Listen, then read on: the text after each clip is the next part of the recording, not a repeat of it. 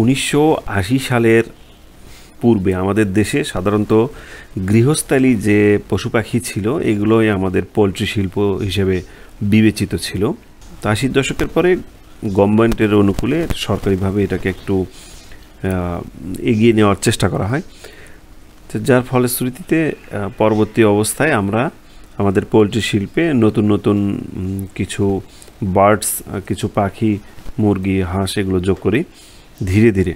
যেহেতু আমরা কৃষি নির্ভর জাতি, তো আমাদের অতীত ইতিহাসটা একটু ঘেঁটে দেখলে দেখা যায় যে আমরা আমাদের এই কৃষি খাত থেকে আমরা যথেষ্ট আমাদের উন্নয়নের প্রবৃদ্ধি আসলে পেয়ে থাকি। কৃষি খাত বলতে গেলে শুধু যে পোলট্রি শিল্প তা কিন্তু না, আমাদের যে কৃষি খাত আছে এটার ভিতরে শাক সবজি, ফলমূল, ধান গম থেকে শুরু করে মাছ এবং আমাদের যে পোলট্রি শিল্প যেটা আছে এগুলো সবগুলোই এর কৃষি খাতের ভিতরে অন্তর্ভুক্ত। তবে কৃষি খাতের ভিতরে সবচেয়ে মূল্যায়নযোগ্য যে ম্যাটারগুলো আছে তার ভিতরে পোলট্রি শিল্প একটি, যার ফলশ্রুতিতে 2009-10 সারা বাংলাদেশে খুব সুন্দর একটা সময়, একটা স্বর্ণালী সময় চলে গেছে এই পোলট্রি শিল্পের। বাড়ি বাড়ি খামার হয়ে গিয়েছিল প্রায়, কিন্তু মাঝখানে আমাদের দেশ তো সিন্ডিকেটের স্বর্গরাজ্য। তো এই সিন্ডিকেট, এই ব্যাড সিন্ডিকেটের জন্য আমাদের এই পোলট্রি শিল্প একটা খারাপ অবস্থার দিকে গেছে।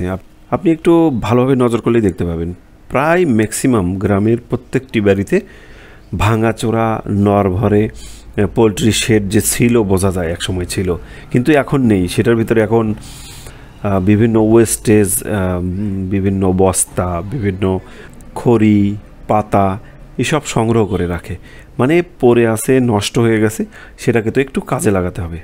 দ্যাটস ওয়াই এই ঘরগুলো ব্যবহার হচ্ছে। কিন্তু আসলে অনেক স্বপ্ন নিয়ে ব্যাংক বা এনজিও থেকে লোন নিয়ে অথবা নিজের 10 শতক জমির মাঝখান থেকে 1-2 শতক জমি বিক্রি করে প্রত্যেকটা বাড়ির উদ্যোক্তা হতে চাওয়া যে মানুষগুলো আছে তারা হয়তো এই ডিসিশনটা নিয়েছিল, বাট সেই ডিসিশনটা ফেল করাতে তাদের উদ্যোক্তার সেই স্বপ্ন সেখানে কবর হয়ে গেছে।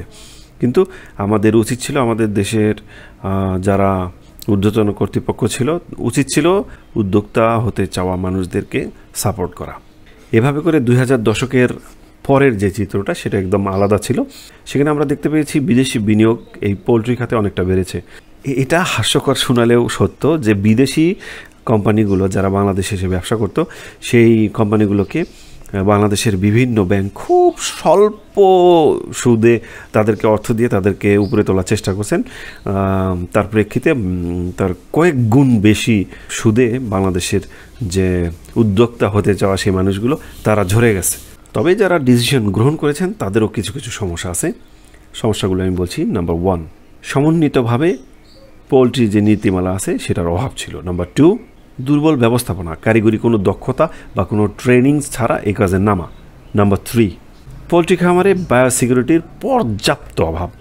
নাম্বার 4, প্রাণী অথবা পোলট্রি খাতে যেমন ল্যাবরেটরি বাংলাদেশে থাকার কথা ছিল সেটার পর্যাপ্ত অভাব। নাম্বার 5, পোলট্রির বিভিন্ন রকম রোগ, এর নিরাময়, এর প্রতিকার এবং প্রাকৃতিক যে দুর্যোগগুলো আসে সাধারণত এই দুর্যোগগুলোর বিপরীতে দাঁড়ানোর জন্য যথাযোগ্য যে ব্যবস্থা গ্রহণ করা, এই ব্যবস্থা গ্রহণগুলো আমরা কোনোভাবেই করতে পারিনি। আপনি যদি একজন উদ্যোক্তা হতে চান এবং সব কিছু মিলিয়ে তারপরে যদি আপনি কর্মক্ষেত্রে নামেন, সেক্ষেত্রে আপনার সম্ভাবনা এগিয়ে যাবার 100%।